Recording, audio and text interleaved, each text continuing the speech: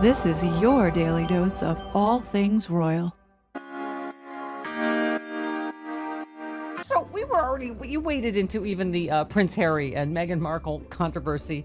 Charlie Kirk says Prince Harry is a metrosexual beta male, and you said Prince Harry is alpha AF. Thank you. There was he's a combat veteran. There was the video of him. He's doing an interview, and his unit starts to, and he just rips off the microphone and goes, joins his unit, right? Yeah, fantastic. Let me tell you, Prince Harry had me with that video where first off, 2 combat tours in Afghanistan. Mm-hmm. Okay, and the first one he is a joint tactical air controller, which means he's calling airstrikes on the enemy. The second tour, he's an Apache helicopter attack pilot, and there's people were saying, oh, well, there's no way they'll put a royal into harm's way. Really? Because when he was on that base in near Kandahar, it was attacked to kill him. They destroyed 12 U.S. Marine Corps vertical takeoff jump jets on that base in an attempt to kill him. He went around with an Apache helicopter where you can't keep a bodyguard in Apache. The helicopter's your bodyguard, and he literally flew around combat missions to vaporize people. Yeah. And that's the video, if you ever watch it, where he's being interviewed by the BBC, and in the middle of it, there's an alert because his soldiers are under attack, and he jumps up, rips off the mic, and hauls butt to go do his job.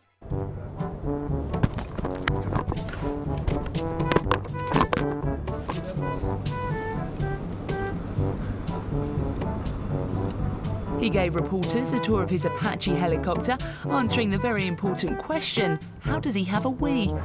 And if you're in the aircraft for like 3.5, 4 hours up to a time, I try not, if I can hold on, I will. But I've now, once you've been out here for 2-3 weeks, you master the art of basically peeing by basically sitting down like this. So I originally couldn't do it during the training courses. It just couldn't happen. And also, every time I said, right, I'm just having a pee, the guy in the back would start doing this, which, it's not helpful for anybody. And then a tour of his digs at Camp Bastion.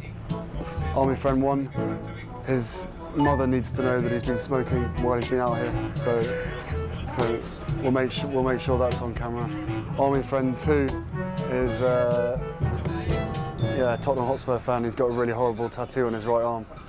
That the right wing here automatically jumps to defend the racists in every story, right? They're like, they're so woke, they want to cancel the royals. And I'm like, right, America was founded on canceling the royals, I believe. Right. I mean, I don't have the storied military history that the Nance family does, but if I recall my history, I mean, and that's racist. Asking how black your baby's skin is going to be is racist. And of course, the right wing here immediately jumps to the royals' defense, right? Yeah. And not Harry and Meghan. I said, look, there's a way out of this hole, right? The royal family must embrace them wholly and say there's going to be a sea change in how the media covers us. You want any more access to the royals? You will treat these people as equal. We want them back in official capacity, right? But we're not taking it anymore. They're the royals. It's the queen. She could change everything in one short interview of 30 seconds. I mean, and she just has to realign everybody, and there's centuries of, blood. But, Archie is in line for the throne at some point. So, maybe 20th, but hey, the point is that he can either be an American and we can do some real royal family cancel culture, which we're famous for, as you said. We're famous for canceling the royals. Or this is going to be Coming to America too, which I love the cast, but the movie's a hot mess. I just started watching it, and I don't. All I know is this, okay? Prince Harry's a great guy. This is the guy who went on stage in London and sang part of the song "You'll Be Back" from Hamilton. Okay. Well, everybody's great grandfather. Yeah, everybody's saying he's the husband that he wishes Diana had. I mean, it's just God bless him anyway, and God save the Queen. They wish They wish Prince Charles protected Diana the way he protects Meghan Markle. Yes, exactly. I'm telling you, this is the guy. Look, I'm just sorry. I'm saying it. But as a guy who's been married, we sort of look up to this guy. Yeah. First off, he's good looking as hell. Second off, he knows how to treat a lady. Yes. And if well, that this means is why walking away from the family, time to start walking. This is why, I mean, the ladies may love Cool J, but they also love the Malcolm Nance because they sense that you're that kind of man. You're that kind of hero. Mr. Chairman, the COVID era government oppression was very real and impacted American citizens. Our freedom to travel the land was greatly restricted. Our freedom to congregate, our freedom to worship, our freedom to speak. The government oppression that America suffered in the COVID era leading up to the November election cycle of 2020 was unprecedented. The Biden FBI did penetrate legitimate First Amendment communications and groups of American patriots who had the audacity to object to government oppression.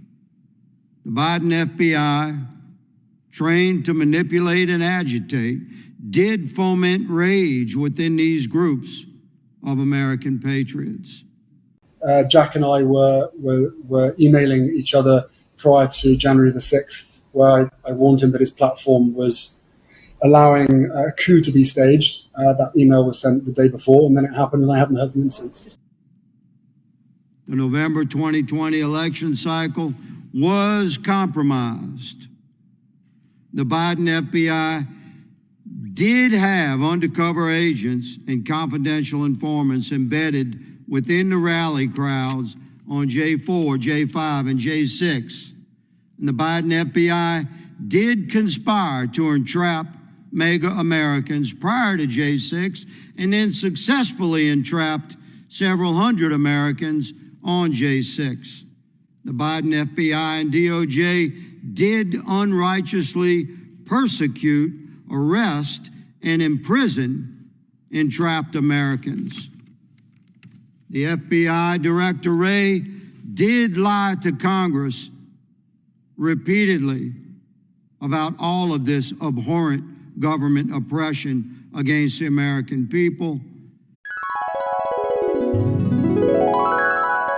And the derangers, the Megxit people, and Meghan haters. There's no differentiation. There's no differentiation, ever. These people are one and the same. They are the Ku Klux Klan. They are white supremacists. They are racist. Every single one of them. Find me a Meghan hater, and I will tell you, is either a self-hating black person or a fucking full-on white supremacist, Ku Klux Klan member, Nazi idiot who is a Trump supporter. I guarantee you that members of the Megxit, the people who support Kate and William, were part of that January 6th insurrection at the White House if they were in the U.S. I guarantee you there's no difference between them. There's no difference. These are the same people.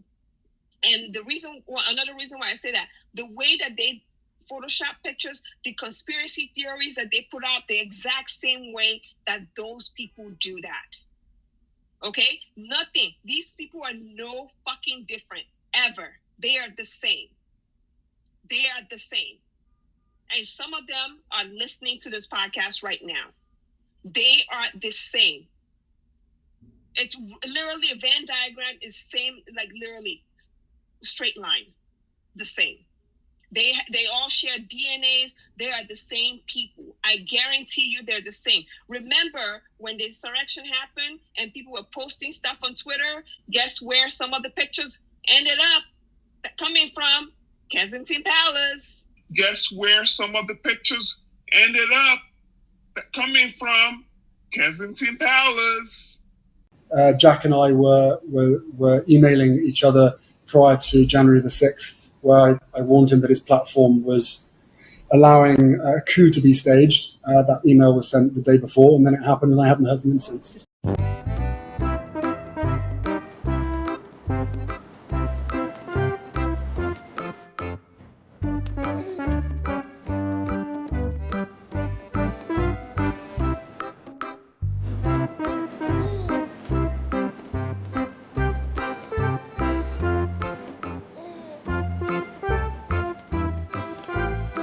You know, I was reading this piece in the Wall Street Journal, I'm sure you saw it was months and months ago, but one of the statistics that they shared was on Facebook. 64% of people who are joining extremist groups are joining it because it's recommended to them.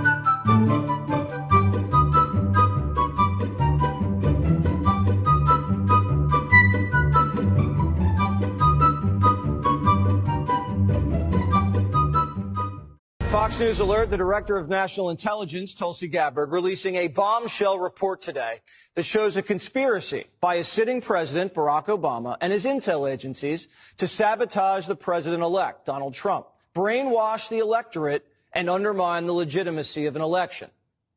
There is irrefutable evidence that detail how President Obama and his national security team directed the creation of an intelligence community assessment that they knew was false.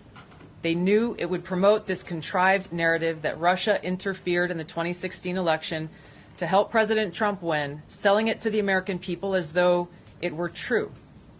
It wasn't. Gabbard got her hands on a House intel report that's been locked away in a CIA vault for almost a decade. Investigators spent over 2,000 hours looking into how the Russia hoax was born, interviewing 20 CIA and FBI officials. And it turns out that the Obama administration doctored the intelligence to make it look like Putin and Trump stole the election. A month after Trump beat Hillary, Barack Obama wasn't satisfied with his intelligence reporting and ordered his CIA director to create a new assessment of how Russia interfered with the election. This was a highly unusual move. John Brennan handpicked 5 CIA analysts to write the assessment, and they were siloed. None of them knew what the other was doing, and only one analyst was in charge of drafting this report. There was nothing routine about this, and it was a rush job to publish before Trump was sworn in. Nothing was coordinated with the other intelligence agencies either. Basically, this was home cooking for Barack Obama. There were 4 key elements from the assessment that were repeated over and over again and formed the basis of the Russia hoax and the Robert Mueller witch hunt. 1, that Vladimir Putin wanted Donald Trump to win. 2, Putin took action to help Trump win. 3, the Russians had blackmail on Trump. That was the Steele dossier. And 4, that the Russians tried colluding with the Trump campaign. None of any of this was ever true. There was no reliable intelligence to support any of these allegations. Senior CIA officials repeatedly refused to traffic in these allegations, but they were repeatedly overruled by CIA Director Brennan and FBI Director Comey, who insisted that they be pushed, even without verifiable evidence. The Obama administration cherry-picked the intelligence, lied about their sources, misquoted sources, didn't corroborate their claims, suppressed intelligence that ran counter to their narratives, and even used anonymous internet postings. Rank and file CIA admitted what they were doing violated their own tradecraft standards. There was a massive pressure campaign that came right from the top. CIA analysts say they received unusual directives from political appointees, the CIA director, and Obama himself. This is how the Russia hoax was born. Donald Trump knows that the Russians helped him win in 2016. Putin hated Secretary Clinton so much that the flip side of that coin was he had a clear preference for the person running against the person he hated so much. It was Russia in a very systematic way tried to interfere in the election and to try to advance the prospects of Donald Trump being elected. This was such a malicious disinformation campaign perpetrated on the American people that at one point, 60% of Democrats believed the Russians hacked our voting machines to help Trump win the White House. What this report actually shows is that the Russians just wanted to create chaos and undermine Americans' faith in democracy. Solid intelligence suggested that Vladimir Putin didn't care who won. He had no preference. But like most people, expected Hillary to win and had a little docket of compromising dirt on her. Dirt that he never released. Now, if Putin wanted Trump to win, why didn't Putin drop the dirt? There were high-level DNC emails that detailed evidence of Hillary's, quote, psycho-emotional problems, uncontrolled fits of anger, aggression, and cheerfulness, and that then Secretary Clinton was allegedly on a daily regimen of heavy tranquilizers. Then CIA Director Brennan and the intelligence community mischaracterized intelligence and relied on dubious substandard sources to create a contrived false narrative that Putin developed a quote-unquote clear preference for Trump. Now, if Clinton was on tranquilizers like the Russians believed, why didn't they leak it to help Trump win? How credible was the information about Hillary Clinton's power? All I have seen is what the intelligence committee have reported through their investigation. I think the underlying point there is that we understand from intelligence what Russia said that they had. And the important point here is that if they were trying to influence the election, as President Obama and James Clapper and John Brennan, everybody said they were doing in order to support Donald Trump's election, they would have released the most damning of that information. Obama and his spy chiefs knew that Putin didn't prefer Trump over Hillary, but they cooked the intelligence to make it look like he did.